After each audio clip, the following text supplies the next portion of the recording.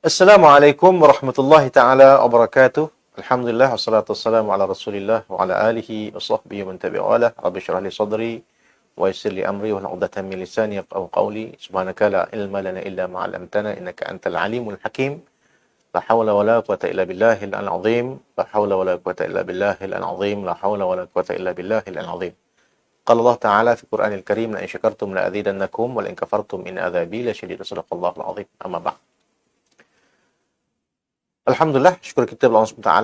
Salat dan salam kepada baginda Rasulullah SAW, kepada ahli bait baginda dan para sahabat baginda. Juga kita mohonkan kepada Allah SWT untuk sekalian para ulama yang mempertahankan agama ini dengan ilmu mereka dan para pejuang agama yang mempertahankan agama ini dengan jihad mereka. Amma ba'd. Baik, untuk pagi ini insya-Allah kita akan membahas satu lagi cabang ilmu dalam Islam dalam tajuk Celik Hadis.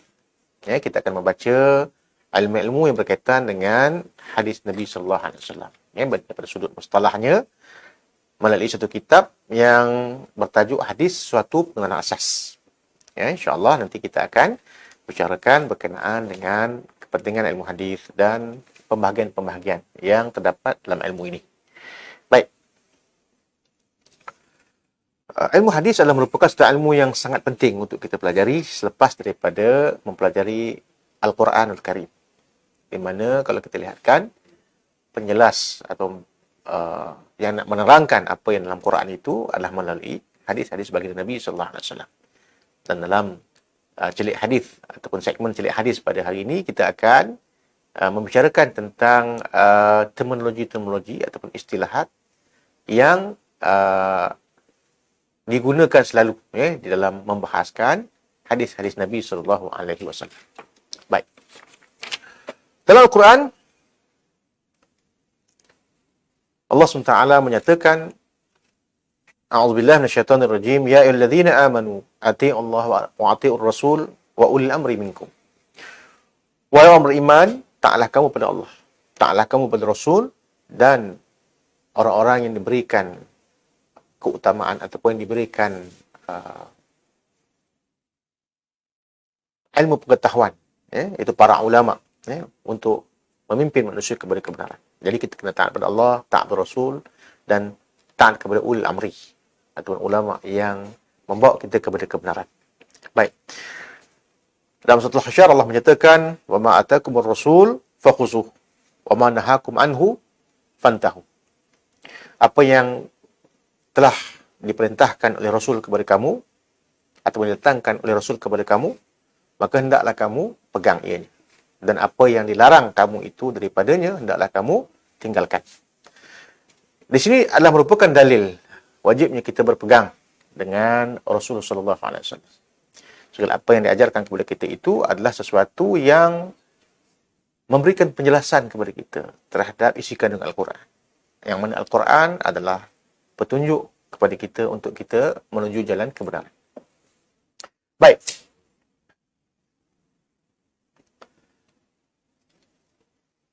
Ilmu yang kita belajar ini, kita namakan sebagai ilmu hadis ataupun ulumul hadis, berkaitan dengan ilmu-ilmu hadis yang akan dibahas juga tentang mustalah al-hadis, Jadi apa yang dinamakan apakah istilah ilmu hadis ini? Ilmu hadis ini adalah merupakan satu ilmu yang membahaskan apa-apa yang bertakluk dengan riwayah dan dirayah. Dalam ilmu hadis nanti akan ada ilmu riwayah dan ilmu dirayah. Daripada kawaid-kawaid yang tertentu dan juga usulnya untuk kita melihat sama ada hadis itu diterima ataupun ditolak. Sahih ataupun dhaif. Ataupun dalam istilahnya adalah wa fannul ladzi yabhathu fi kulli ma yata'allaqu bi ulumi riwayah al-hadis wa dirayatuhu min qawaidil wal usul min jihati sihhati aw ad-dha'fi. Itu maksudnya. Iaitu satu ilmu yang kita membahaskan sesuatu hadis itu, sebab hadis itu kita akan bahas dia ada matan dan dia ada sanad, sama ada dalam sudut riwayahnya ataupun dirayahnya, daripada kawaid dan usulnya untuk menentukan sama ada hadis itu sahih ataupun dhaif. Baik. Jadi ini adalah sesuatu yang kita akan bahas berkenaan dengan hadis. Sebab ini penting kepada kita. Sebab hadis adalah merupakan satu bentuk khabar yang datang kepada kita untuk kita mengenal pasti amalan agama ini apakah benar ataupun tidak benar. Dalam suratul Hujurat Allah menyatakan, ya alladzina amanu in ja'akum fasiqun binaba'in fatabayyanu. Wahai orang yang beriman, jika datang kepada kamu seorang fasik dengan beritanya, maka hendaklah kamu periksa dia. Jadi di sini perlu ada satu bentuk pemeriksaan ataupun satu kaedah dalam kita nak memahami macam mana khabar daripada Nabi SAW itu ataupun hadis-hadis yang kita terima itu benar ataupun tidak di sudut tingkatannya dan di sudut keilmuannya. Baik, ini yang kita akan bicara berkenaan dengan hadis. Baik. Dalam satu kenyataan Nabi SAW, dalam sebuah hadis Nabi SAW riwayat dari Imam Muslim, bahawa baginda SAW telah bersabda, apa maqal, man haddatha anni bihadithin yura annahu kadhibun fa huwa ahadul kadhibin. Sesiapa yang meriwayatkan daripadaku sesuatu hadis dan diketahui hadis itu adalah hadis yang palsu, maka dia termasuk para pendusta. Jadi ini satu ingatan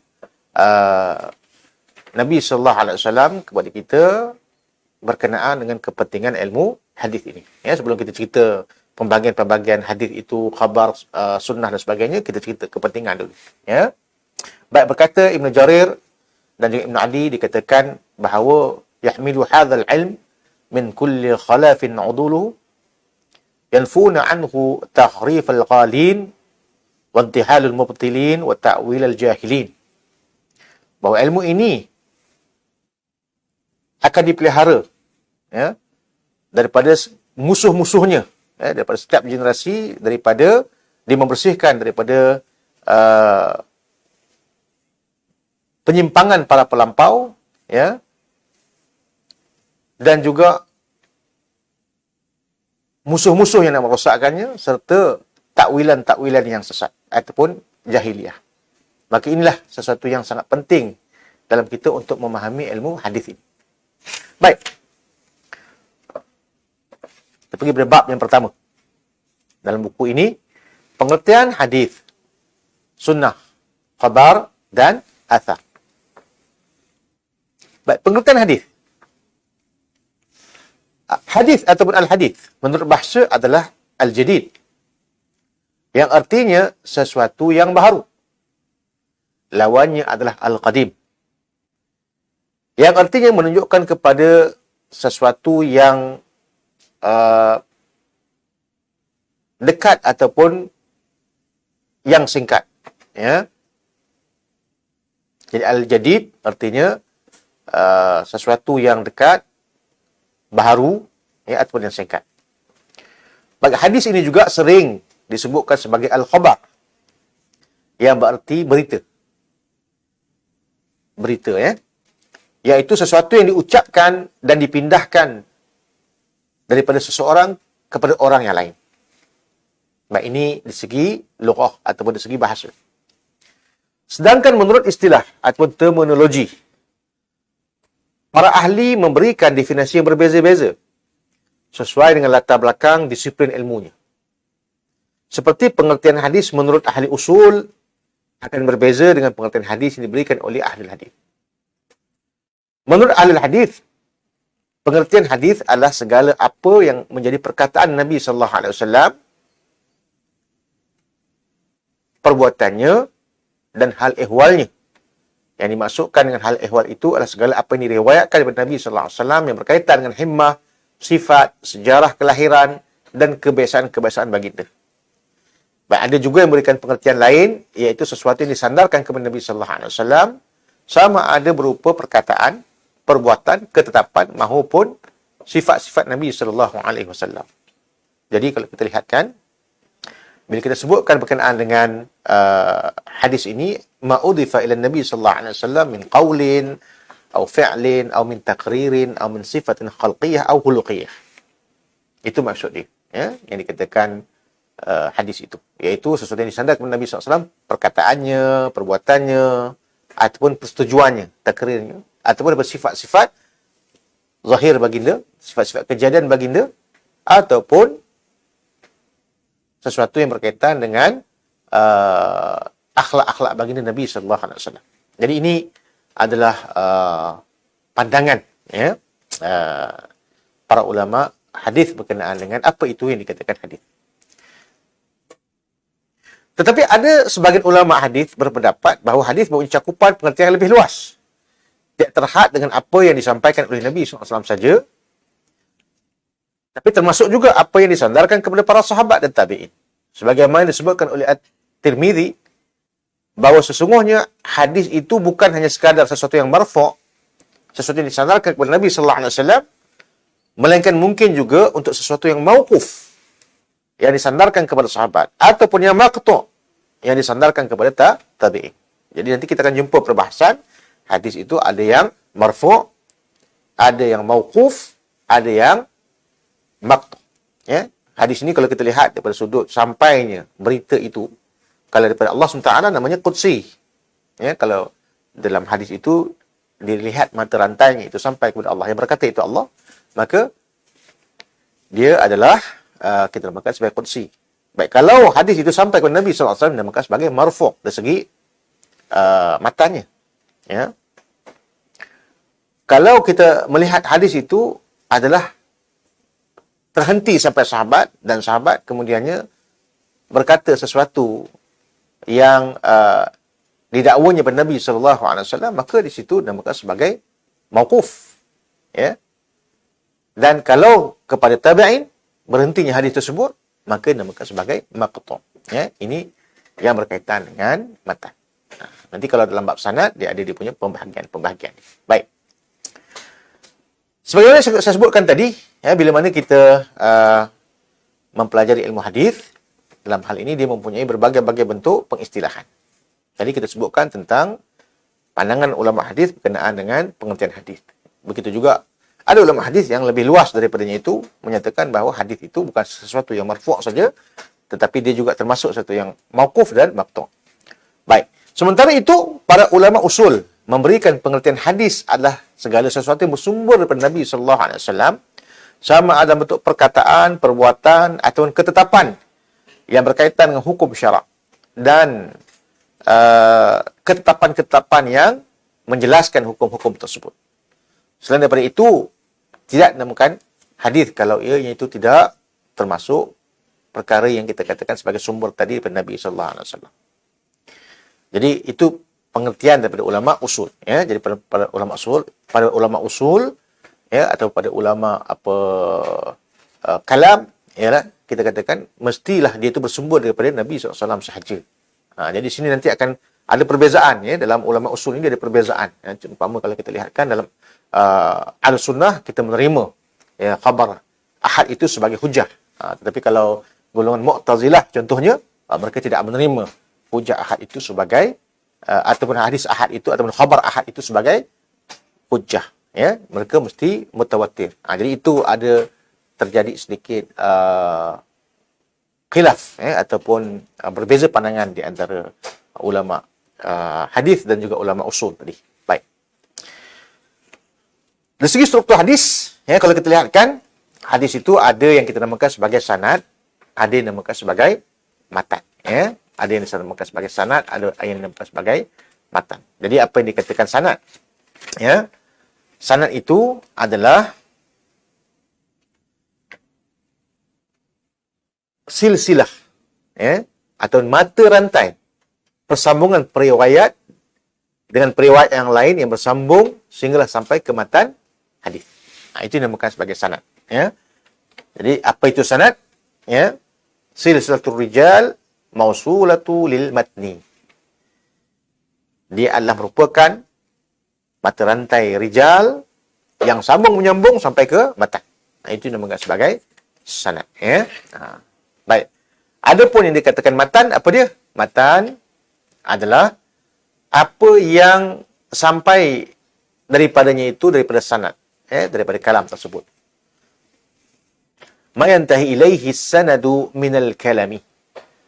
Itu dinamakan sebagai matan, ya. Jadi kalau kita membaca contohnya satu hadis Nabi sallallahu alaihi wasallam, contohnya haddatsana Abdullah bin Yusuf qala akhbarana Malik an Ibn Shihab an Muhammad bin Jubair bin Mut'im an abihi qala sami'tu Rasulullah sallallahu alaihi wasallam qara'a fil maghribi bit-tur. Telah mengkhabarkan kepada kami Abdullah bin Yusuf.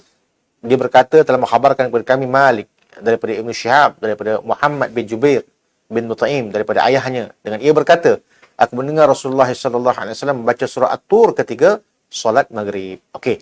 Jadi kalau kita lihatkan, yang dikatakan sanad tu apa? Yang haddatsana Abdullah bin Yusuf, qala akhbarana Malik an Ibn Shihab, an Muhammad bin Jubair bin Mut'im, an abihi. Itu kita namakan sebagai sanad. Ya. Sampailah dikatakan, bapaknya berkata, sami'tu Rasulullah sallallahu alaihi wasallam qala sami'tu Rasulullah sallallahu alaihi wasallam qara'a fil maghribi bit-tur. Ya. Jadi kalau kita lihatkan yang an tadi haddatsana akhbarana itu kita namakan sebagai sanad, ya, sanad.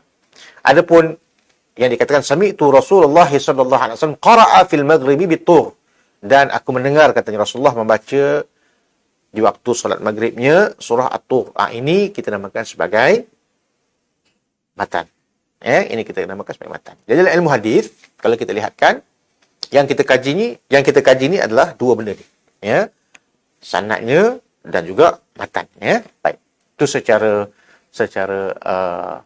terperinci lah. Secara terperinci yang dapat kita fahamkan tu.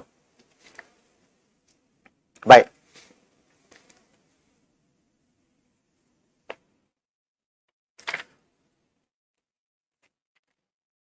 Selain daripada itu, ya, kalau kita tengok dalam buku ni, ada juga diertikan ataupun dijelaskan juga berkenaan dengan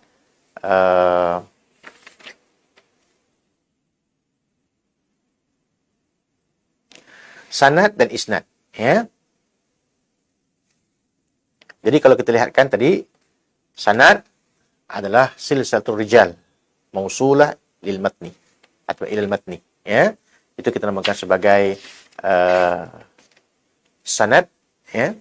Adapun yang dikatakan isnad ni agak berbeza. Dikatakan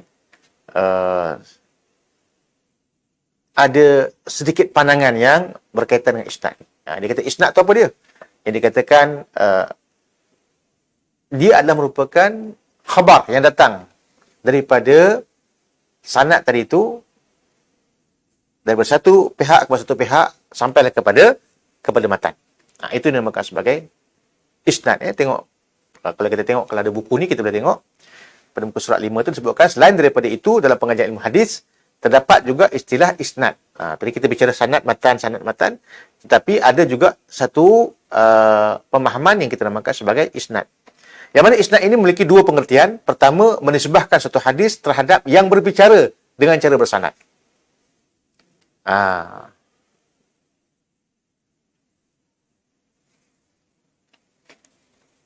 Jadi kalau kita lihatkan, isnad dia apa? Menisbahkan satu hadis kepada yang berbicara dengan sanad yang dia bawa. Wal ikhbar an tariqil matni bima'na al-hikayah rijalul hadis. Yang mengkhabarkan akhbarana itu. Itu dinamakan sebagai isnad. Ya. Dan yang keduanya, maksudnya memiliki pengertian yang sama dengan sanad. Jadi ada setengah ulama mengatakan sama aja, iaitu mata rantai persambungan di antara periwayat dengan periwayat yang lain yang membicarakan tentang hadis untuk sampai kepada matan hadis tersebut. Itu dinamakan sebagai isnad. Jadi kita dah belajar alhamdulillah matan, sanad, isnad. Ya. Baik. Kemudian ada satu istilah lagi dinamakan sebagai musnad. Apa itu musnad? Baik. Adapun musnad ni kalau kita lihatkan, dia ada 3 pemahaman ni. Pertama, apa yang dinamakan sebagai musnad? Yang pertama sekali adalah semua kitab yang dikumpulkan dalamnya itu daripada segala apa yang diriwayatkan oleh para sahabat yang sampai kepada Nabi sallallahu alaihi wasallam.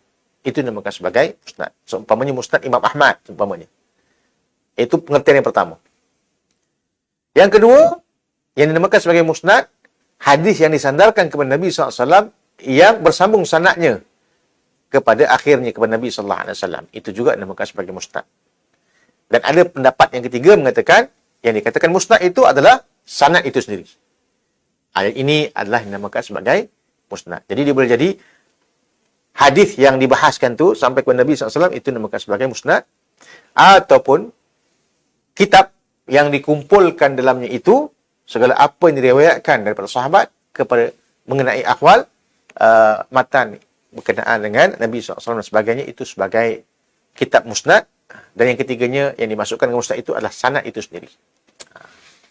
Jadi ini dinamakan sebagai musnad. Jadi kita dapat istilah matan, sanad, isnad, musnad.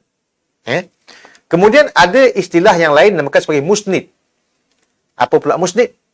Musnid pula merujuk kepada mereka yang meriwayatkan hadis-hadis Nabi sallallahu alaihi wasallam dengan sanad-sanadnya. Sama ada dia punya ilmu hadis ataupun tidak. Itu dinamakan sebagai musnid. Jadi orang yang meriwayatkan hadis ni diriwayat pada guru dia contohnya. Dia menulis hadis dan dia menyimpan hadis, sama ada menyimpan dengan bentuk ingatan ataupun tulisan, kemudian dia menyampaikan kepada orang lain. Maka orang ini dinamakan sebagai musnid. Sama ada dia faham ilmu mustalah hadis ataupun tidak, itu tak satu benda yang tak penting lah. Yang penting dia meriwayatkan hadis. Maka dalam hal ini dinamakan sebagai musnid. Jadi, alhamdulillah kita dah belajar matan, sanad, isnad, musnad, musnid. Ini semua istilah-istilah yang kita akan jumpa dalam perbahasan ilmu hadis. Baik. Dalam pada itu, para ulama juga membagikan pengajian ilmu hadis ini kepada apa yang kita namakan sebagai ilmu riwayah dan apa yang dinamakan sebagai ilmu dirayah. Baik, ilmu riwayah ialah ilmu yang berkaitan dengan apa yang disandarkan kepada Nabi SAW daripada perkataannya, perbuatannya, persetujuannya dan segala sifat-sifatnya, sama ada khalqiyah ataupun khuluqiyah. Dan segala apa yang dinukilkan daripada para sahabat dengan pandangan yang terpilih oleh sanad dan matan. Itu dinamakan sebagai ilmu riwayah. Adapun ilmu dirayah adalah ilmu yang berkaitan dengan kaedah-kaedah yang berhubung dengan penerimaan ataupun penolakan dengan perkara yang berkaitan dengan sanad dan matan, ataupun lebih dikenali dengan nama ilmu mustalahul hadis, yang menghasilkan hadis itu sama ada dia sahih, hasan ataupun dhaif. Jadi di situ pengertian berkaitan dengan ilmu dirayah. Dan ilmu hadis kita tahu ilmu yang kita namakan riwayah dan ilmu dirayah. Baik. Biasanya kita belajar ilmu hadis, kita belajar hanya sekadar dia punya riwayatnya saja. Dirayahnya tu dia perlukan masa dan juga penumpuan yang lebih tertumpu untuk belajar ilmu mustalahul hadis ataupun ilmu yang berkaitan dengan ulumul hadis. Baik. Tengok pula apakah pengertian sunnah, athar, khabar dan sebagainya. Baik. Apa itu yang dikatakan sebagai athar? Yang dikatakan athar ataupun al-athar secara bahasa sama artinya dengan khabar, hadis ataupun sunnah. Itu dinamakan sebagai athar. Sedangkan athar menurut istilah ialah sesuatu yang diriwayatkan daripada sahabat radhiyallahu alaihim dan juga boleh disandarkan kepada Nabi sallallahu alaihi wasallam. Jadi athar adalah lebih umum, Itu dinamakan sebagai athar. Jumhur ulama mengatakan bahawa athar sama dengan khabar, iaitu sesuatu yang disandarkan kepada Nabi sallallahu alaihi wasallam, sahabat dan tabi'in. Sedangkan ulama Khurasan menyatakan bahawa athar itu untuk yang mauquf, iaitu yang disandarkan kepada sahabat, sedangkan khabar adalah sesuatu yang disandarkan secara marfu' kepada Nabi sallallahu alaihi wasallam. Baik, ini pengertian athar, Baik. Jadi tadi kita bicara tentang hadis, Itu kita dapat lihat berkaitan dengan istilah-istilah yang berkaitan dengan hadis tadi. Baik, kita tengok pula pengertian sunnah. Apa yang dikatakan sunnah, Baik. Apa itu sunnah? Sunnah ini menurut bahasa berarti cara yang ditempuh, sama ada benda itu baik ataupun tak baik. Itu dinamakan sebagai sunnah. Baik. Kalau kita lihat pengertian dia, sunnah ini adalah satu bentuk perjalanan kehidupan yang dilalui. Ya, sebagaimana satu hadis riwayat daripada Imam Muslim bahawa Nabi SAW pernah bersabda, atau kama qala, man sanna fil islami sunnatan hasanatan falahu ajruha wa ajru man amila biha ba'dahu min ghairi an yanqusa min ujurihim syai'un. Wa man sanna fil islami sunnatan sayyi'atan kana 'alaihi wizruha wa wizru man amila biha min ba'dihi min ghairi an yanqusa min awzarihim syai'un. Atau kama qala. Maksudnya yang dikatakan sunnah itu dalam hadis ni, ya, sesiapa yang melakukan satu sunnah yang baik, dia akan mendapatkan pahala, dan pahala orang yang mengerjakan sesudahnya tanpa sedikit pun berkurang. Dan siapa yang melakukan satu sunnah yang buruk, dan dia akan mendapatkan dosa, dan dosa orang yang mengerjakan sesudahnya tanpa sedikit pun berkurang daripada dosa itu. Jadi ini kita namakan sebagai sunnah, ya. Dan kalau kita lihatkan, sunnah ini ialah sesuatu yang disandarkan kepada Nabi SAW, ya, sama juga dengan pengertian hadis tadi, dengan perkataannya, sama ada perkataannya, perbuatannya, ataupun persetujuannya, ataupun daripada sifat-sifat kejadian, ataupun sifat-sifat akhlak baginda Nabi SAW. Itu kita namakan sebagai sunnah, ya. Jadi sunnah ini ada sunnah yang bersifat takririyah, ya, iaitu sunnah yang bersifat dengan qauliyah, ya, perkataan. Ada sunnah yang dinamakan sebagai fi'liyah, ya, sunnah fi'liyah, dan ada sunnah yang dinamakan sebagai takririyah. Jadi ada perkataan, perbuatan dan persetujuan Nabi sallallahu alaihi wasallam, dan juga dinisbahkan daripada apa yang menjadi sifat-sifat khalqiyah dia, sifat-sifat kejadian Nabi, ataupun khuluqiyah, ataupun sifat-sifat akhlak dia. Sama juga macam hadis Nabi SAW tadi yang kita bahaskan, hadis. Baik, sedangkan sunnah ini, menurut istilah, terdapat perbezaan di kalangan ulama. Jadi ada ulama yang membezakan dia. Hal ini disebabkan latar belakang persepsi atau sudut pandang masing-masing terhadap diri Rasulullah SAW. Secara besarnya mereka ini menjadi 3 golongan. Yang pertama, ahli hadis. Yang keduanya, ahli usul, iaitu ahli akidah. Yang ketiganya, ahli fiqh. Ya. Pengertian sunnah menurut ahli hadis ialah setiap apa yang disandarkan kepada Nabi SAW daripada perkataan, perbuatan, takrir, sifat-sifat kejadian dan sifat-sifat akhlaknya, serta kehidupan baginda, sama ada sebelum perutusan baginda menjadi Rasul atau sesudahnya. Ini yang kita namakan sebagai sunnah. Ya. Ada pun yang dikatakan daripada ulama usul, dan tadi daripada ulama hadis, ya. Ada pun daripada ulama usul, sunnah itu adalah setiap perkara yang diambil daripada Nabi SAW selain daripada Quran, melalui perkataan, perbuatan dan takrir baginda, yang biasa dijadikan dalil dalam hukum syarak. Jadi ini menurut ulama usul, ya. Jadi baginda yang biasa dijadikan dalil dalam hukum syarak itu adalah sesuatu yang diambil daripada apa yang baginda SAW keluarkan, selain daripada Quran. Itu dinamakan sebagai sunnah. Baik, ulama fiqh pula mengatakan bahawa setiap sesuatu yang ditetapkan daripada baginda itu adalah dinamakan sebagai sunnah, dan dia bukan merupakan sesuatu yang fardu dan wajib. Jadi benda yang kita namakan, benda itu dibuat oleh Nabi SAW, hukumnya sunnah. Sebab tu dalam fiqh tu dia ada beza sunat dan sunnah. Kalau sunat itu dia termasuk dalam kawaid hukum yang 5, wajib, sunat, harus, haram dan makruh. Adapun sunnah ialah sesuatu yang datang dari Nabi SAW. Jadi ada perbuatan yang kadang-kadang sunat tapi tak sunnah. Ya. Jadi ini mengikut apa yang menjadi perbahasan para ulama. Jadi ada perbahasan dari segi ulama hadis, usul dan juga ulama fiqh. Ya. Baik. Itu pengertian sunnah lah. Ya. Jadi kalau kita lihatkan dalam ulama hadis, sunnah dengan hadis tadi lebih kurang sama je. Itu dari segi pandangan ulama hadis. Ya. Jadi kita ambil daripada pandangan itu. Baik, seterusnya kita ceritakan tentang khabar. Ya. Khabar, apa itu khabar? Khabar ataupun al-khabar menurut bahasa adalah sama maknanya dengan hadis. Yakni berita yang disampaikan oleh seseorang kepada orang yang lain. Sedangkan pengertian khabar menurut istilah, wujud perbezaan pendapat di kalangan ulama. Sebagian ulama mengatakan bahawa khabar adalah sesuatu yang datang selain daripada Nabi. Ada juga yang mengatakan bahawa hadis itu lebih umum dan lebih luas daripada khabar.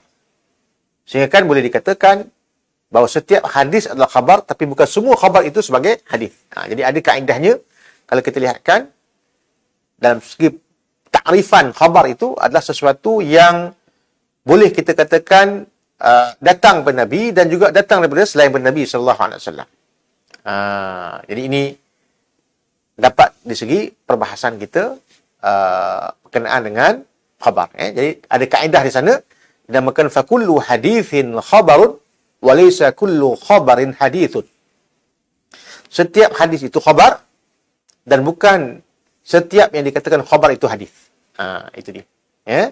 Jadi itu kaedah yang dapat kita faham hari ini tentang beberapa istilah asas dalam ilmu hadis berkaitan dengan apa itu hadis, kepentingan ilmu hadis, kemudian sunnah itu apa, dan bila mana kita belajar ilmu hadis, tadi kita dapat istilah sanad, matan, ataupun kita dapat istilah isnad, musnad, musnid, riwayah, dirayah, kita dapat perbezaan di antara hadis, sunnah, khabar dan athar, yang semua itu sebenarnya adalah asas dalam istilah-istilah ilmu hadis. Mudah-mudahan kita dapat untuk kita meneruskan pengajian kita tentang ilmu hadis ini. Mudah-mudahan menjadi satu kebaikan kepada kita untuk kita memahami sumber yang kedua dalam Islam ini selain daripada Al-Quran, itulah hadis Nabi SAW, supaya kita itu beroleh keberkatan dan syafaat Nabi SAW untuk kita berbahagia kehidupan kita di dunia dan juga insya-Allah di hari akhirat insya-Allah. Wabillahi alam. Setakat itu saja yang dapat kita kongsi. Nanti kita insya-Allah kita akan jumpa pada sesi-sesi yang lain. Assalamualaikum warahmatullahi taala wabarakatuh.